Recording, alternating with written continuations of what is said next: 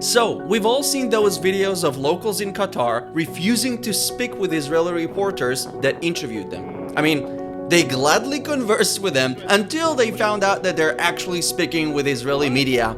And then we saw hate in their eyes.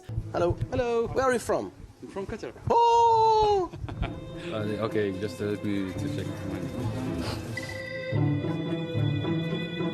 Which channel? אבל כששמע מאיפה אנחנו, ברגע אחד ירד לו כל החשק לדבר איתנו. We are the public broadcaster from Israel. For what? Israel. You are from Israel? Yeah. Is it okay? No, Why? because What's your name? Mohsen. Mohsen. What do you do for living? Actually, I don't want to. No. We've seen weird moments at the World Cup, like these Iranian football fans that lift an Israeli reporter and dance with him. They probably had no idea that they were lifting an Israeli reporter because in Iran, speaking to Israelis is a crime. Or these football fans that waved the invented flag of Palestine behind Israeli journalists at the World Cup. Now, Palestinian media outlets loved to post about this over and over again, and here I am posting about this too.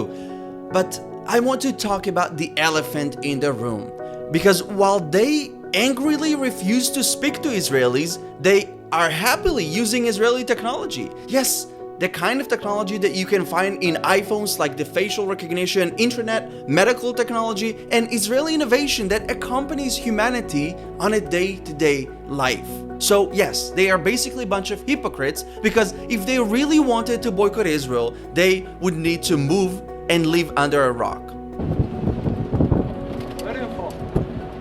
Israel.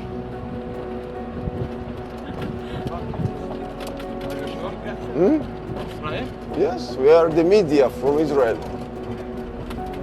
Why? You are surprised? Why? What? You joke? Yes, I'm joking. You are from Portugal. You know? Yeah, you said Israel. I'm stopped. Yes? I'm back. Okay. And another thing that I noticed, and only proves that they don't really have a problem with Israelis, it's not a human problem, but a political problem in the Middle East, was to see that the anti-Israel football fans were happy to speak with the journalists prior to discovering they were Israeli. So it shows that A, they don't really have a problem with Israelis because they couldn't even spot an Israeli and had a nice conversation with them. And B, when they heard that they were speaking with Israelis, they immediately pulled the Palestine card, saying that there is no such thing as Israel and that Israel has human rights problems. I mean, I gotta stop there because first of all, it's hilarious that people in Qatar want to lecture Israel on human rights. I mean, Qatar is literally sponsoring Hamas that murders not only Israelis but also Palestinian people that dare to think differently. Qatar is trying to hide all of its crimes against humanity with gold and diamonds, but people can see through the cracks. They can see the truth that Qatar is a radical country that pretends to welcome everyone, but with an exception of Jews, of course, because they banned kosher food and banned Jewish prayer at the World Cup. They even invited a radical Islamist preacher to lecture and teach everyone at the World Cup about we all know what. But back to the thing with people refusing to speak with Israelis, it shows that they have great lack of knowledge. Mainly because the mainstream media was never reporting the truth about the Israeli-Palestinian conflict, and the mainstream media, created a generation of misinformed people that think that they know something but actually have no idea what they know about, because they didn't give a proper reason for refusing to speak with an Israeli, and blaming an Israeli journalist for an entire conflict, that's just stupidity. And lastly, Israel is a sovereign country with great history, whether our enemies like it or not.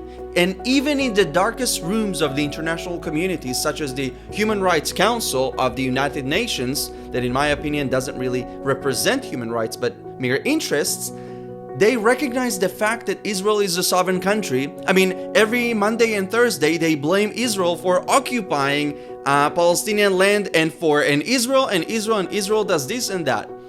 Look, education, education, and education. This is the key and the solution here. We need more education about the other side before jumping to conclusions, just like these locals were doing. So please subscribe to my YouTube channel to stay informed in a world full of chaos and fake news.